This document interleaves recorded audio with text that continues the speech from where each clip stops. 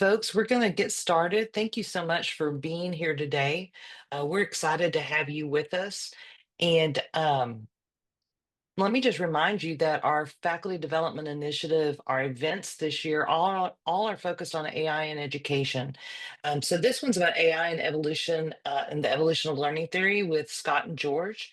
And we'll be talking about next term AI in academia and the generative AI revolution.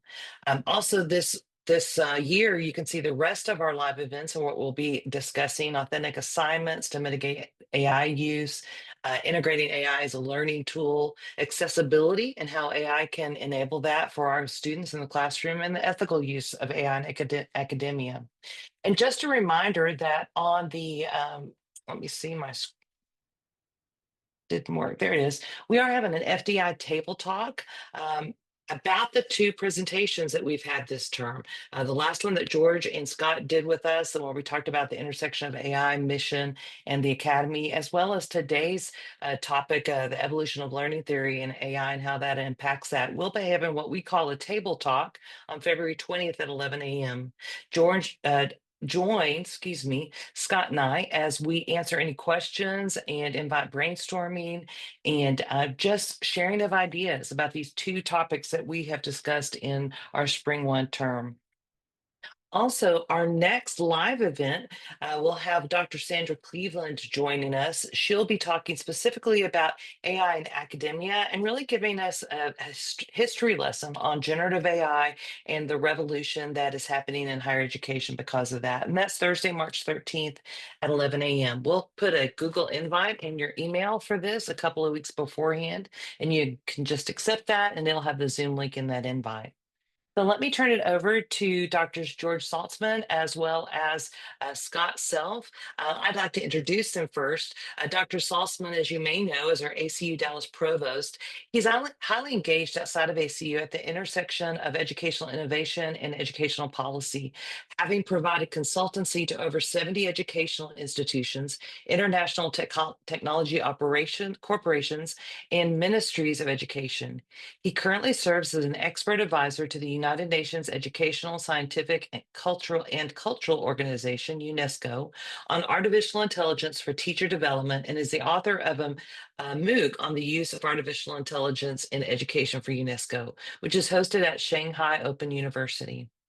We also have Dr. Scott Self joining us, and he is ACU Dallas's Vice Provost. Scott originally came to ACU Dallas in August of 2018 as an assistant professor in the School of Organizational Leadership. Before coming to ACU Dallas, Scott was the director of university access programs at ACU Abilene for 11 years and was the university disability compliance officer. Before coming to ACU, Scott worked in full-time ministry in West Texas, Dallas, and Honolulu, and was a community activist for disability rights in both Dallas and Honolulu. Scott's research and passion have centered on issues of college access for historically marginalized populations, and his present work focuses on Christ's incarnation and kenosis and its effect on Christian pedagogy. So let me hand it over to our friends that are going to be presenting today. Hey, Dina, thank you. And thanks everybody for being here. I see people on the screen that have a lot to add to this conversation, and I'm excited to have all of you participate in this event today. So we're going to make it as interactive as we can. You'll see that later on. Just as a brief review, every TV show now starts with a review of what you missed last time.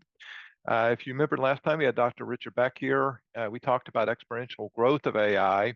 And we also talked about AI, as amazing as it is, doesn't have the human capacity to think or feel. So if you can click on that next slide, Dina. There we go, right? So AI can do amazing things, but it's not able to understand what it means to be human, how to act with compassion. And Richard Beck shared some really great examples of that and why it's important that we train our students not just to know how to use the knowledge, but how to use it compassionately and for the service of the kingdom.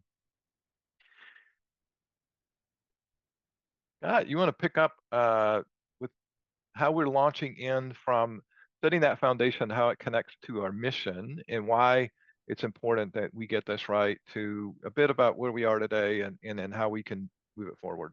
Yeah, I want to do just a quick sweep of the long arc of what we do in higher education.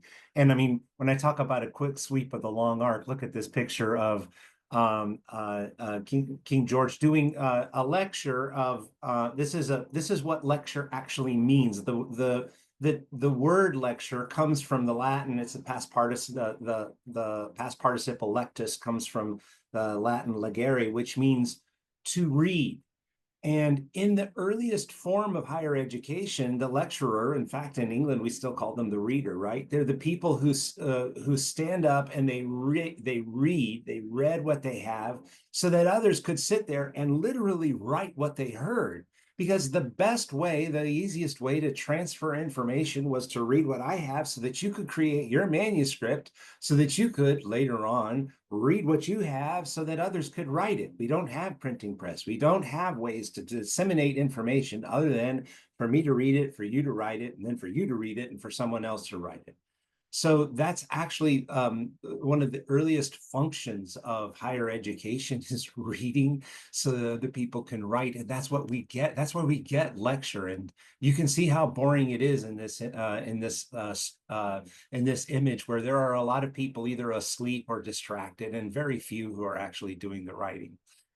That's where we emerge after the printing press. We emerge into a different age where we see our role in a different way, where after the printing press, we're disseminating information, and I love this. I love this image because the Yale report in 1828 is a place. It's an inflection point where higher education begins to ask some really hard questions of itself. Rudolph in 1990 describes this significant kind of literacies brought to the American college in the 19th century. At this point, there becomes a question of do we really need folks to know Latin and Greek when they come to the academy? I mean, keep in mind that at this point, all classes were taught in Latin or Greek. So you needed to know Latin or Greek in order to actually listen in class. And the question is, do we need to keep doing this? And the Yale report in 1828 is asking some hard questions about do we need to know this? And think about it. I mean, I know Greek by accident of my major, but most of us don't know Latin. Most of us don't know Greek. And yet here we are with advanced degrees. Literacies have changed, and we went through a major inflection point about those literacies. And one of the things I love about the Yale report is this is how they define what education is in that phase.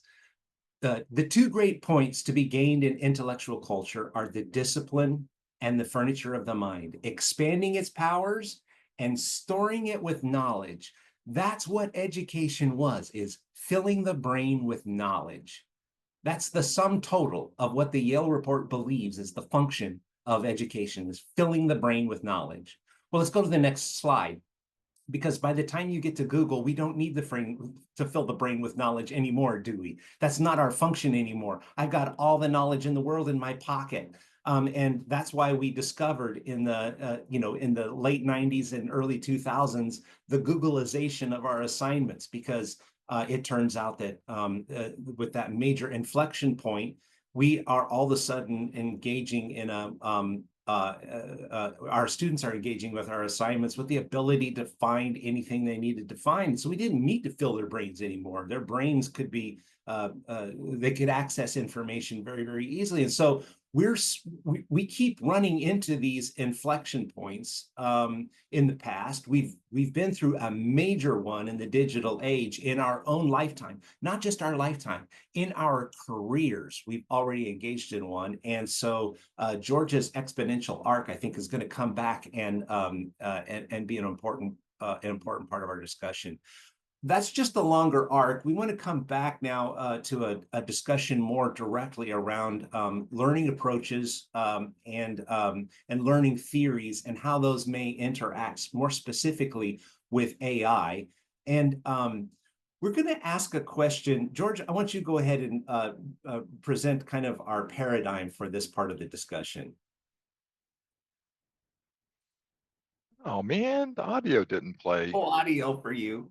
Oh, okay. You have to, maybe it'll go now. Well, I spent like hours making this work. Okay.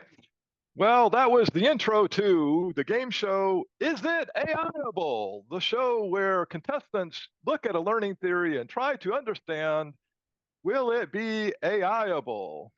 Contestants win absolutely nothing except, I guess, knowing whether the learning theory is AIable or not. So what we will do is we will present the learning theory and you in the chat will say, is this AIable? So first up, is the learning theory called behaviorism? God. Most of you know what behaviorism is. It focuses on learning through repetition, reinforcement, and stimulus response mechanisms. This is where we as teachers create the environment and create the rewards in that environment that influence learning. And so this is the classic version of what it means to be a teacher. The instructor leads the learning environment and presents the context and then presents the reward. Think about grading as a way of manipulating the environment so that students are able to learn. So if we go to the next slide, here are some examples of the behaviorist approach. This is where students take quizzes or summarize essays to show that I read the material and they get the reward for that, or delivering content and asking students to process that content and reward the effective processing. We give the grade because we should, depending on the success of that work, or we penalize plagiarism so students don't continue to do it. We structure curriculum so that students are engaging in challenging levels so that we're stretching their abilities and their knowledge at that emerging level. We're creating the environment, and then we're stimulating their matriculation through that, or assessing students with grades and give them a little bit of room to grow. If you've ever had a teacher who said, I didn't want to give you 100 because I wanted to give you a little room to grow. That's the behaviorist approach. So is this AIable? The question. So contestants, is it AIable? That's the cue to go to the next slide, Dina. There you go. Is it AIable? Please put your responses in the chat. I actually built the prop for this. There's a lot of people credit. saying yes, it is AIable. Love to see some ideas for how it's AIable. Penalizing AI in addition to plagiarism is another example. KK, that's a great point.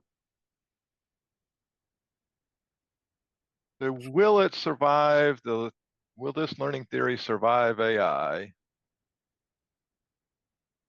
AI can generate homework and grade them. Love that, Brent. That's the cue, Dina. There we go.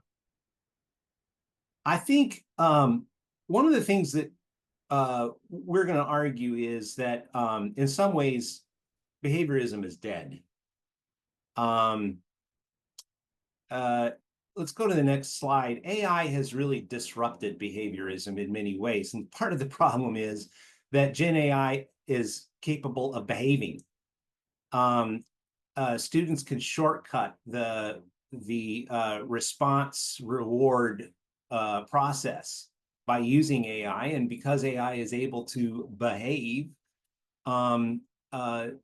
Gen I can behave in ways in which the professor feels like they are rewarding Gen AI instead of rewarding the student. So if you've ever asked, am I grading AI or am I grading Google? There's a chance that that's because the designs that sometimes we're being forced to use, particularly being forced to use in online ed, may have reflected the behaviorist approach. And I think even though some designs that we try to use may fit in another category, some of our reflexes fit within the behaviorist approach. So there are ways I think we can be using AI, and I want to I want to note some of those. Some of you have already mentioned these, but let's go to the next slide. And, Um, and if Go, you George. see, yeah, this is just the cue that if you do see ways that you can continue to use behavioristic approaches, put those in the chat. What are ways that we might be able to continue to use or productively use AI in a behaviorism learning theory approach? Yeah, and Brent gave a perfect example of this. A great use of AI is immediate feedback. So one of the challenges of asynchronous education is that it may be a minute or two before I'm able to get feedback from my professor. Well, the great thing about AI is it can actually provide immediate feedback. I can ask for a quick quiz to check my learning. So it's a great use of AI in terms of that behaviorist approach. It's a great tutoring tool to work alongside. And the other thing that's really great is that it can give me, it can be a great inquiry tool that can go far deeper than just looking at websites. It's a great search tool. And I'll talk a little bit more about that in another approach as well. But it is a great search tool. So um, there are some uses for it, even within the behaviorist approach, that can be very valuable when the behaviorist approach is the correct approach. And there are times where it's the necessary and valuable approach to learning. I'm not trying to say that behaviorism is all the way dead, but and there are times where it can be valuable. Let's Yeah, go to and the just next. Oh, go ahead. Go yeah, ahead, George. just calling out in the chat, Brianna, Amanda, Oh, Brent, thank you. we're all talking about ways that you could use that. And I was making the point that knowledge check activities are still very valid. Do I know the basics? But those don't necessarily have to be teacher directed. You could encourage students to have AI create their own knowledge checks that are able to help them know whether or not they have the basic foundation for the concept. So great stuff there. Thank you for those. Thank you for those inputs. Next Yes. up And is yeah. I got to get my mic. Next up is cognitivism. So cognitivism, which followed behaviorism in the evolution of learning theories. Scott, take it away. all right, cognitism focuses on internal processes of learner's memory. So this is where we're looking at the learner's internal schema, right?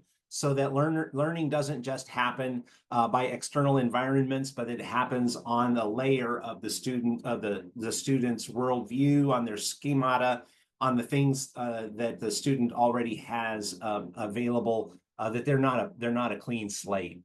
They're learning on top of prior learning. And so teachers allow students to examine, test, and evaluate those schemas, which in turn creates new learning experiences. And so this is where assignments that, for example, focus on reflection or self-analysis or progress logs or metacognitive growth allow students to take more ownership of their learning. Some examples of cognitivism might be iterative assignments based on feedback, learning logs, journals, mind mapping, simulation, role-playing, assignments like that. So, George? Yeah. Oh wait. Is it AIable? Okay. So put your responses in the chat window. Is it AIable?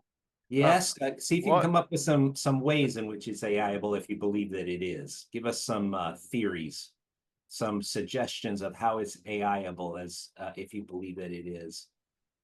Oh, I love that, Christine. That's really sweet. Oh, love the role play, Dorothy. Y'all keep working on it.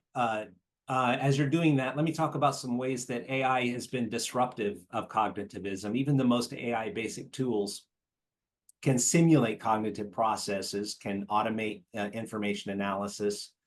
AI tools are already passing professional exams, performing analysis that rival that of industry experts. For AI, for online learning, AI is as disruptive to cognitivism today as search engines were to the behaviorist approach in the 90s. And additionally, students who submit drafts created by Gen AI are effectively shortcutting that iterative process. So we're not getting oftentimes that iteration that we want because they're not doing the first draft. If AI is doing the first draft, we're not getting that iterative thing that we really, really like in cognitivism, right? We love iteration in cognitivism, and they're not getting it because they're getting shortcutted. So this was where we might say, I'm not grading AI 100%, but I don't know if I don't know how much of AI I'm grading and how much of the student I'm grading. So that's the disruption. But let's talk about what we've seen in the chat first, George, before we talk about the ideas we had. Some really good comments that are coming in. Suzanne said decision trees are a really good way to ensure that the student uses critical thinking. Yeah. Absolutely there. I reflected on a statement that Brent posted. You know, he said he read 8 paragraphs of reflection that were clearly generated by ChatGTP. And I think those of us in online have seen discussion board posts purporting to be a student's reflection, but they're clearly GTP just spitting out something as if it were role playing in that scenario, which brings us to something that Dorothy said, that you actually can use it in a positive way when you're looking at how AI can do role playing. You can role play with it, and those are some really great examples. And of course, Christine put in there about um, the 4E cognition piece there, which is a really critical part of that. Um, this is probably also a good time since I'm talking to talk about, you know, when we think about behaviorism, that's primarily the domain of what you see in K-12 education. When we look at early grade education, we often see an overabundance of use of behaviorism. When you start moving into college, the kinds of college curriculum that we went to school with was really based in the cognitivism approach. A lot of what we do in the traditional classroom is based in the concept of cognitivism. That's a good call. Those are great suggestions. And in fact, some of the ones that we came up with are really, I think, riffs on those. So, you know, if students shortcut the iterative process with AI, that doesn't mean that it's a bad thing. If their first drafts are self-generated, the AI tools can provide immediate feedback. So think about like how Grammarly does provide feedback at a grammar level. You know, I've written something and then Grammarly comes in and says, hey, you might want to rethink this. That can happen on a more macro level, right? Where AI can help students think about rewrites. And so I might not be able to get to the writing center quickly, but AI can immediately give me, if I've written something and then I put it in AI and I let it rewrite and compare the two, that's a great use of the cognitivist approach. Again, this assumes that the learner is initiating that interaction with AI, but it's a great tool. And so reflection is a key element of cognitivism, allowing students to reflect upon a product of AI generated output. And so this is another valuable approach to learning. But one of the things, and this was George's idea, and I really, really love it, is it can be a way of reducing tunnel vision. If I'm a student and I have a solution to a problem, or I have a way of viewing an answer, and that's the way I see the problem. I might be able to use AI to see if there is a way of looking at the answer that I hadn't considered. And so reducing tunnel vision in the cases where I might have been overly committed to my own product or overly committed to the way of wording that I've used here. So that's another great way within the context of cognitivism to open up the possibilities. And the other thing about cognitivism is that we're well, anyway, I'm gonna leave it there. I just really appreciate the comments because I think they fit within some of the suggestions we're suggesting. George? Yeah, next up is constructivism. Constructivism was learning theory that was coming into vogue about the same time that online education was coming in the late 90s, early 2000s. And primarily, most of what we do in the online learning space is built around the learning theory concepts that are embedded within constructivism. I think you'll see many of the kinds of things that we're doing with discussion boards showing up in constructivism. So Scott, let me have you take it away. Yeah, so constructivism is in many ways an expansion of what you see with cognitivism. The mind is not a clean slate. In fact, it is a complex landscape. And so it not only has a schemata, but it has existing frameworks, and those frameworks, if we interact with those existing frameworks, we can help students discover the intrinsic motivation or the intrinsic drive of learning. If we interact with and understand the students' organismic needs and their desire, and connect with that, then learning will naturally happen because we're actually engaging with the students' needs. And so constructivism is understanding the students. I love how Vygotsky describes this concept of the zone of proximal development. It's suggesting that the role of the teacher is to really help the student discover the next best learning element.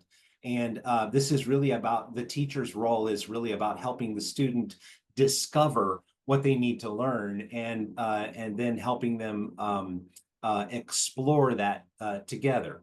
So some examples of constructivism might be inquiry-based learning projects. A dissertation is a perfect example of constructivism. Debate or discussion forums. When discussion forums are good, they can be constructivism. I think when they're bad, they're just frustrating. But hands-on experiments are great examples of constructivism. Mind mapping, I know we talked about them in the case of cognitivism, but they also fit here if they're designed differently and we're interacting with them differently. Journaling and reflective writing, again, they can fit within this concept of constructivism as well. So, George? Yeah, is this AIable? Which is, I think, the essential question for us at ACU Online, because so much of what we've done has been built in the constructivist model. And the answer to this question really determines what's the future for how we develop course content and how we develop our online learning modules. So is this AIable? Yeah, love to see some thoughts in chat about this, because this is where the rubber starts meeting the road for us in terms of our own design and where much of the work that we're doing is. You advance that slide, Dina. Yeah, let's go to the next one. Here's some of the disruptions of AI in constructivism. AI content can provide instant answers, bypassing the student's need to engage in that active knowledge construction. And AI is either a big opportunity in constructivism or it's a shortcut that robs the student of the learning experience. It can be a big gain or a big loss.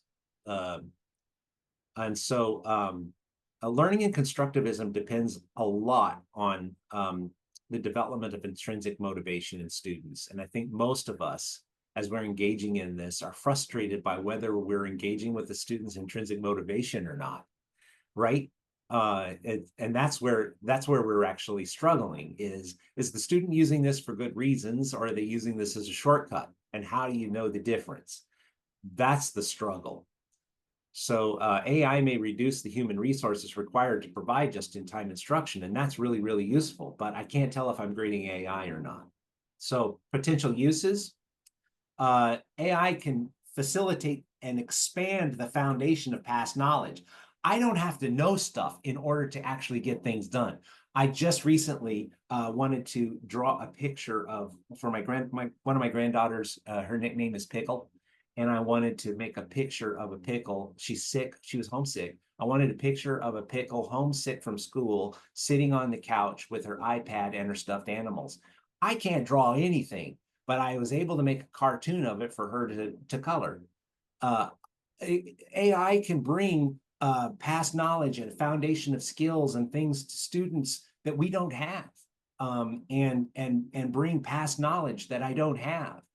It can run scenarios and see outcomes and bring work product to us that we can work with that we didn't have before. So it can provide a deeper foundation for constructivism, and provide us something to work on and riff on that we wouldn't have had otherwise. And so it brings a new level of constructivism, of something to build on in constructivism, which can be really powerful.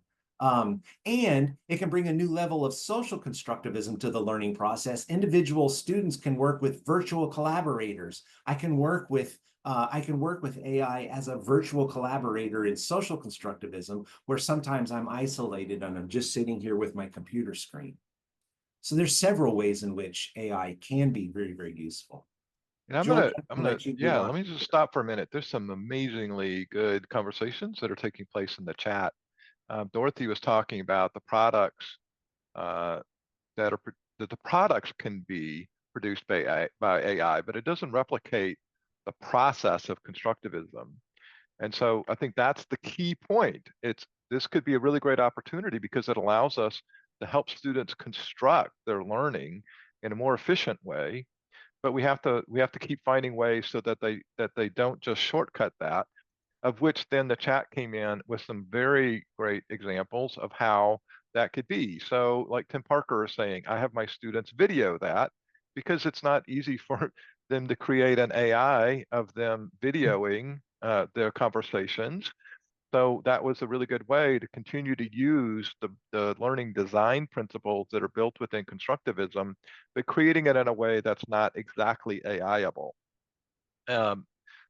Christine is talking about working with instructional design to help put a rubric in the chat and to write the questions in the discussion, write the instructions for the discussion questions. So Suzanne talking about ways that she can improve what's currently being used and ask them to predict for the future. Again, building constructivism, what do I know? How do I think about how that's building upon what I know? All great examples, and I think those are definitely worthy of being called out as good thinking about how we can continue to use constructivist learning theory, but not make it directly AI-able. Okay. So now we're going to kind of go into the speed round here. Social learning theory. Social learning theory, it's an extension of behaviorism. It's looking at behavior, cognition, perception, and environment, where students are negotiating those relationships between the elements. Socialization is something that we do a lot. It both is with internal dialogues when we're asking them to journal, to learn and reinforce information. But it's also something that can happen in a more external way where we're having them dialogue and discussion boards or chatting with each other. Okay, so if you can go on to that next slide. Right? Examples of social learning theory. You've seen these, like we want you to teach it because teaching is a really great way for you to learn it. The idea of flipped classroom, so that you can you sort of provide the student the opportunity to refocus that framework. As they're having to think about what they're going to say publicly, they have to rehearse that in their mind, which is a reinforcement of that social learning theory. And gamification, which was an attempt of what we tried to do today. Maybe not so well. Okay, so how does AI disrupt social learning theory? Well, certainly AI artifacts could be submitted in that, but I think there's also a potential that somewhat of what we ask students to do in the discussion board is just one AI talking to another AI. So they create the original post by AI, and then they copy that into the chat GTP, and they ask it to create a response to that other response, which was created by GTP. We sort of have this endless loop of GTP writing responses to itself that shortcuts through the whole social learning theory mindset. But there's probably other ways that we could do it where we can ask students to use GTP to create an internal dialogue and then reflect upon that, maybe in video, like Tim Parker was saying, or something else that says how their internal dialogues might differ from that. how those internal dialogues may show different compassion or different understanding of the other, or some sort of thing that provides that type of learning experience that we were talking about in the last event, which we think is so important to a faith-based education at ACU. So, humanism. Let's go on to the next slide with humanism. Humanism says that there is a natural human instinct to learn. It's part of our innate character, whether that is God-given, is we might see it in a faith-oriented way, or whether it's part of human nature, that might be part of the learning theory. What it really says is that we want to learn, that we are curious beings, that we have a desire to learn about the world outside us, and that we are all motivated to move up that Maslow's hierarchy into self-actualization. We're all trying to improve ourselves and be able to move up that. And it is a learning theory that emphasizes the freedom and autonomy of learners, meaning that this isn't necessarily extrinsically motivated by grades, it's extrinsically motivated by carrot and stick approaches, but it's that we're trying to innate an inner desire for people to want to be curious and to learn. I think this is primarily the ethos that we have at ACU and similarly at ACU Online, in that we want them to be lifelong learners, we want them to be thirsty for knowledge, we want them to be curious individuals, and to continue that process. So on the AI side, what does that mean?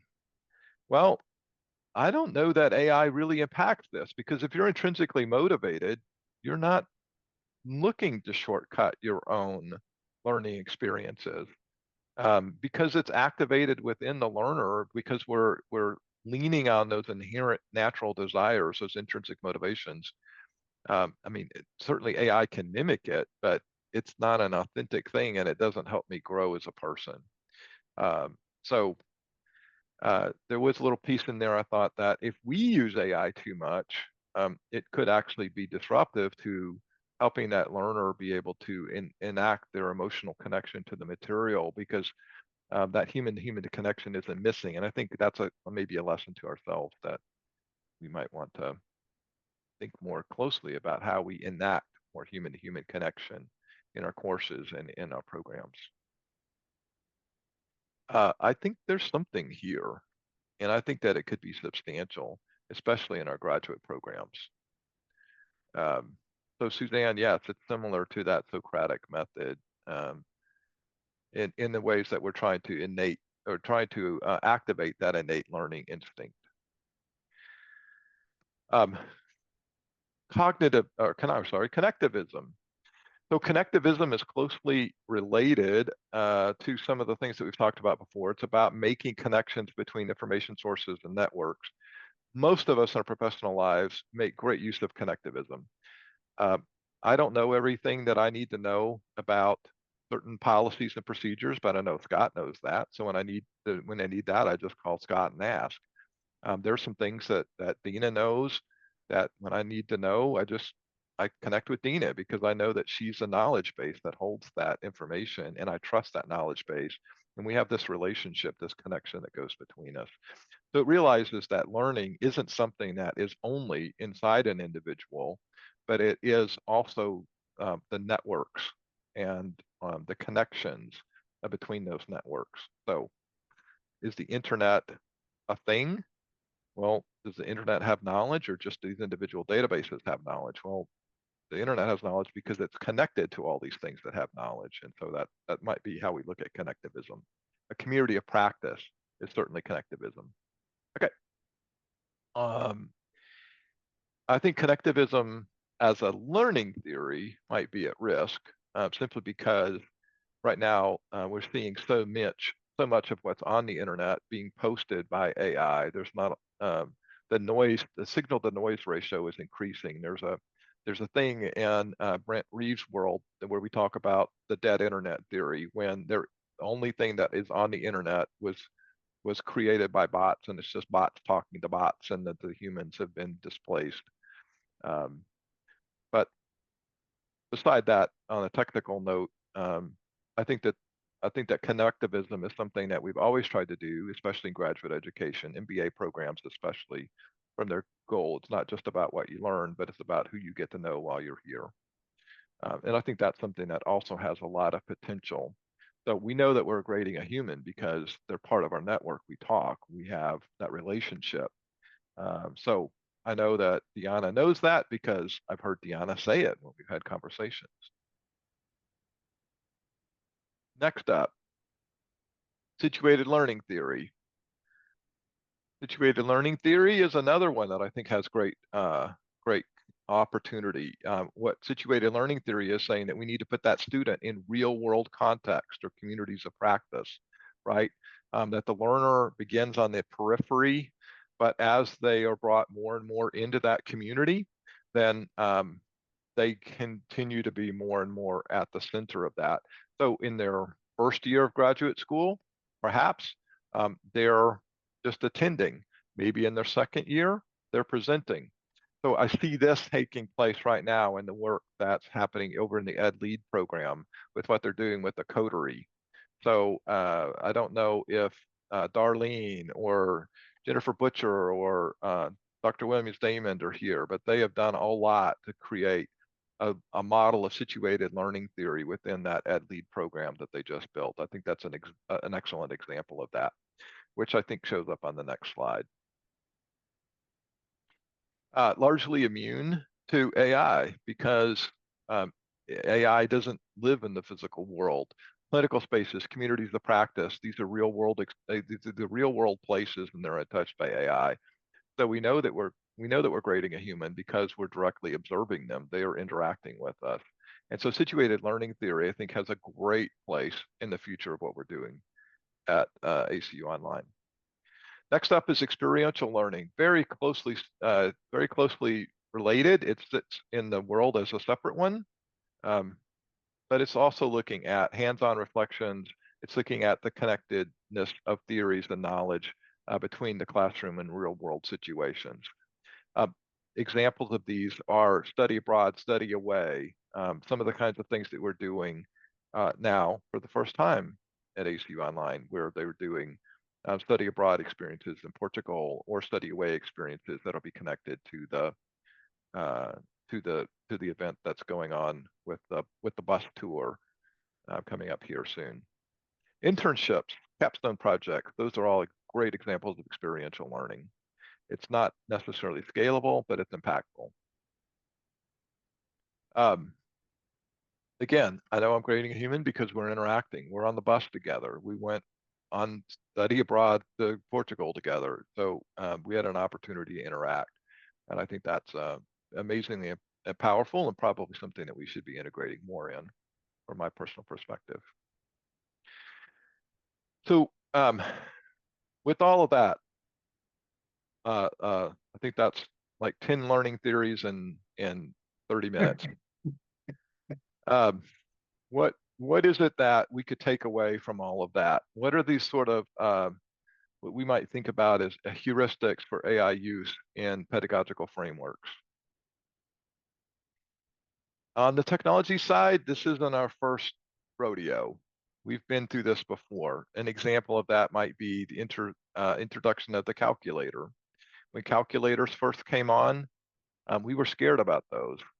We weren't quite sure what to do with them. There were calls to ban the calculator. Today, we see that we even have examples of that where we have calculator applications. That's on the next slide, Dina. There you go. All right, so we actually have contests about who can use the calculator the best. So it took a while for us to understand the threat, to understand how to maximize the technology to our advantage, and so that it could be part of an integrated place of learning. And I think that's what Scott was trying to say with the inflection point, is we're at that point. Right now it feels scary, but it's also there's also a lot of opportunity there. And perhaps that's the essential question that we're looking at. So if I were to say, what's the best way to get from point A to point B? Or how do you make a decision about how you're going to get to point A to point B? That's going to be dependent upon a lot about what you're trying to do. If you just want to get there as fast and as easy as possible with the least amount of sweat, then you're just going to get into a car and go. But if your purpose was to exercise, if your purpose was so that you could train, so that you could be better at a race or going to prepare for a marathon, then you don't need to take the car, you need to do the exercise. And so thinking about that brings us to what feels like what our classes are sometimes. Um, if if we're trying to get students and we're trying to train them so they can be their best athletes, um, putting a robot on the treadmill, it makes the miles on the treadmill go up, but it doesn't get them in any better shape to be prepared for the event that comes after. And in the same way, if the purpose of what we're doing is to prepare students for success in the world beyond, then having them have AI complete these assignments isn't preparing them for that either. You go to school for the same reason you go to the gym. One is to prepare your physical body, the other is to prepare your mental mindset, your mind, your knowledge. So um, back to Tom Milholland, what is the what is learning? What is the essential question that we're trying to do, and how does that intersect with AI in the classroom? And so this is uh, one simple idea, and I would love to get your perspectives on this. But we've talked about this is, so what is the purpose of this assignment? Is it to create a work product like a report or an analysis of data or a memo? If that's the case, then maybe we should encourage students to use all the tools that they have available to them, like SPSS or AI or another set of tools, because that then prepares them to be the most efficient when they're creating work products after they've left the institution.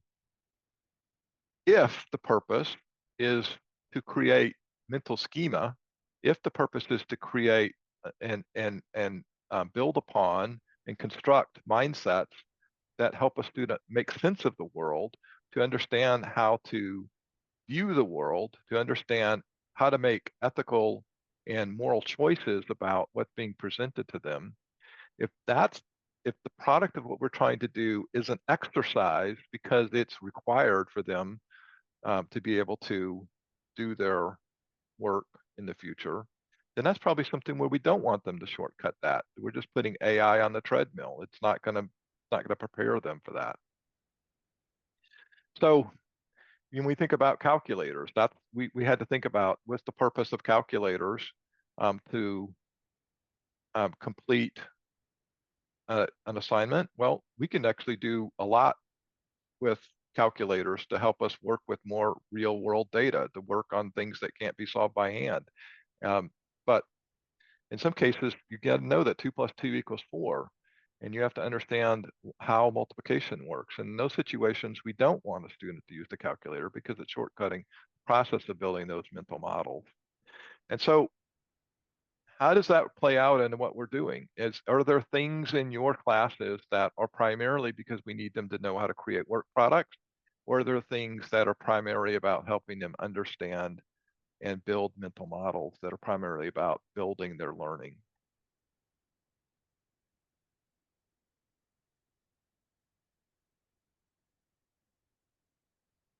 Anyone have anything?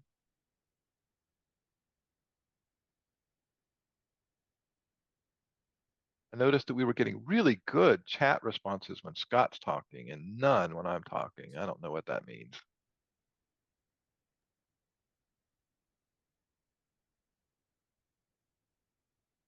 Examples of a tool versus the product.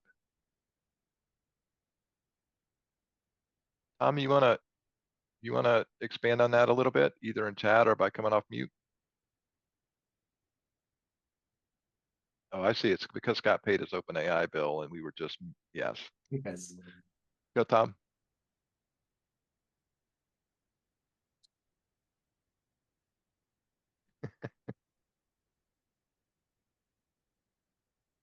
Christine, it's because we went to the speed round and we stopped being proactive and prompting people to respond. That's why, I think. Yeah, Dorothy, examples of when, what are examples within your curriculum when you're asking students to create a work product that might be that you might want them to use AI, or examples when we're really trying to build learning frameworks where we're really trying to help them understand essential concepts to build meta schemas and frameworks. I can give you an example from in computer science. In many cases, we had students do a lot of math. The reason that they did math isn't necessarily because they ever need to use that math in the future, but because it was building an appreciation for logical and sequential thinking about how to approach a problem. And we weren't interested in the answers. We were interested in giving them the skills to think about how to look at a problem, break it into little steps, and be able to solve that in a sequential way. Yeah, Brent, I really appreciate that. The correct belief or the correct theory. I think, you know, you can ask, it's getting to the point where you can ask chat GPT to run an ANOVA for you. The question is, can you trust it to give you the right output? Because it depends on how you ask it to do it, whether you're going to get the correct output or not. So can you trust it to give you the correct output? You need to know something about what you should expect in order to know if you're going to get the right output. So you've got to have that fundamental knowledge, right? And at some point there needs to be that deeper knowledge of what one would expect to know if you're getting accurate information. That George and I were talking yesterday about, does stuff meet the sniff test? And that kind of discernment that one that a student that's something we're trying to develop in students, is the ability to sniff the quality of information that they're getting out of AI, that they can't just take it on face value. We need them to develop the skill of understanding it deeply. How do you get that?